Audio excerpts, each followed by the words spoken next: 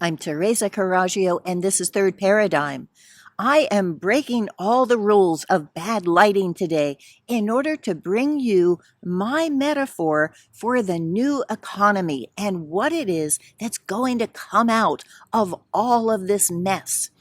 So, this is a mullein plant, and those typically grow in one monolithic, huge Dr. Seuss kind of plant.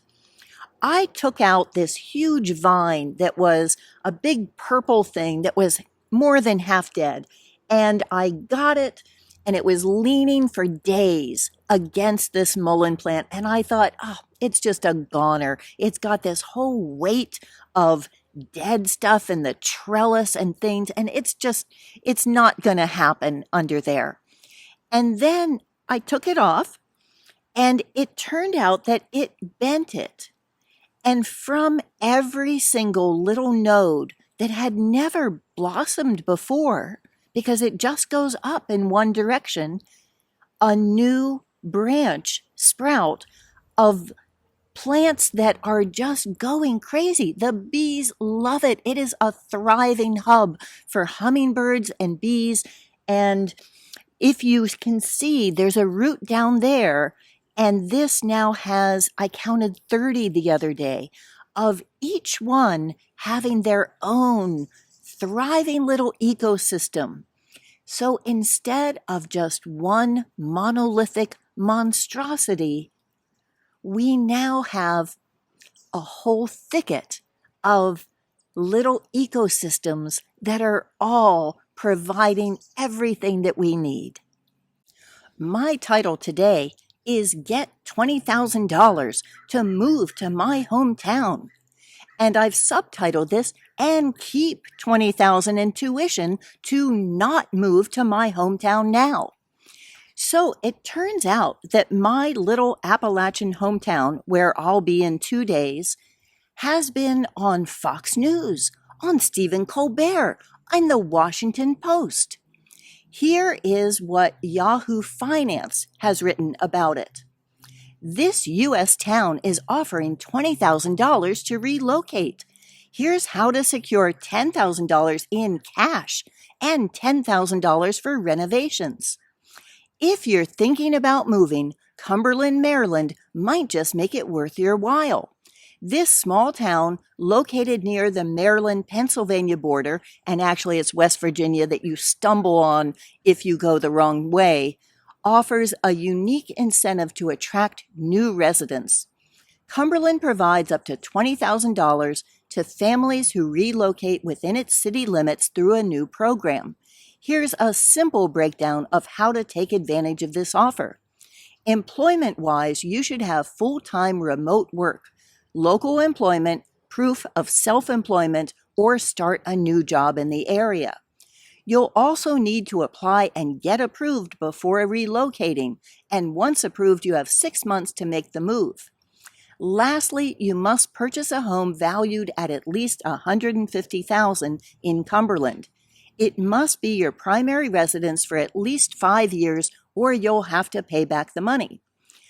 So it turns out that they've had 1,000 applicants so far, and they only have funding for 10. So this may not be the get-rich-quick scheme that you think, but as an advertising ploy, I can't imagine how you could beat it with a program that will cost them no more than $200,000, but has created an international sensation of, look what can happen, they can pay you to move. Let's now contrast that with an article that was published in my local paper now. Don't blame UCSC students for housing crisis in Santa Cruz. I am a graduating student at UC Santa Cruz, and throughout my time living here have been shocked at the sheer disgust some longtime Santa Cruz residents display when speaking about current students. To them, I'm a hungry machine just looking to consume, and the source of the city's housing, water, and environmental woes. I'm a separate class of Santa Cruz resident, not entitled to the same benefits as a longtime homeowner. We're the university's responsibility, not the community's. However, I challenge those who view students as a burden to recognize your culpability as a fellow human. Environmentally, how does your consumption reduce the water supply? How are you making it harder for people to live here by using up a precious unit of housing? Why is it that students are the problem and not you? Scapegoating only serves to absolve ourselves of the ability to reflect on our contribution to the world. I know that I am part of the problem just as you are, but it empowers me to be a part of the solution, not to tear other people down for simply existing.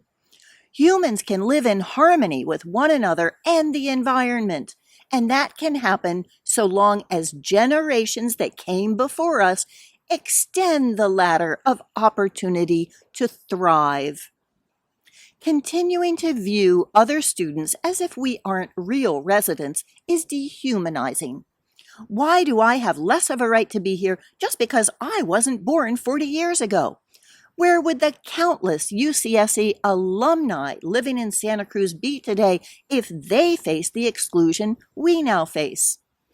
There are solutions to our problems, and it comes from understanding that collectively we must all change how we live if we want to safeguard our world for the next generation. Access to opportunity is dependent on growing to allow space for more neighbors.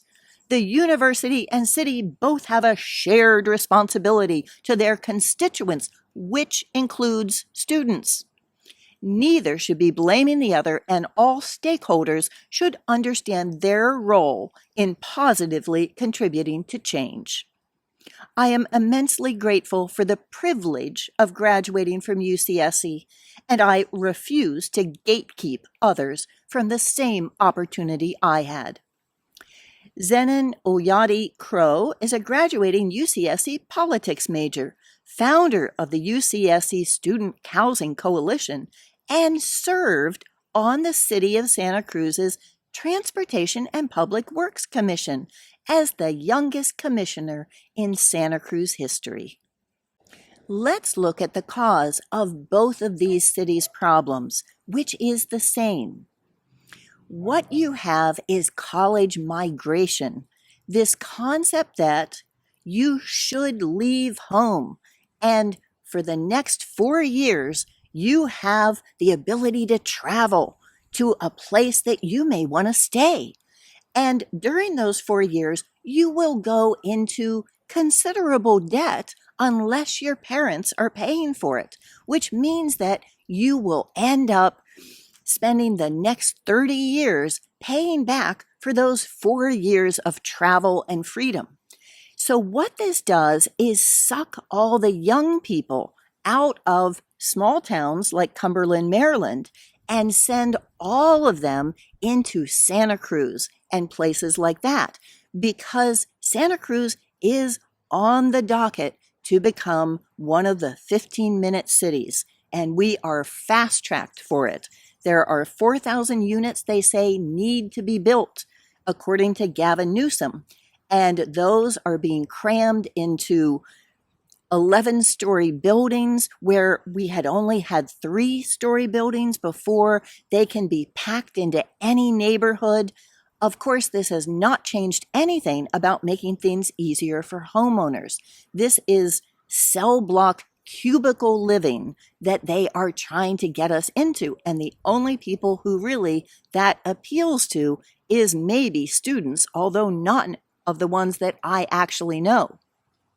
So instead of people who actually work here and add to our economy living here, every house is turning into student housing because you can get $1,200 a bedroom, which no family can afford to pay. So now I'm surrounded on 2 sides by students, but I think another family house has bitten the dust because they're all moving back in. And at midnight the other night, I was wandering around the block in my pajamas to find the house of the Midnight Screamers because they were partying, and partying to them means yelling at each other.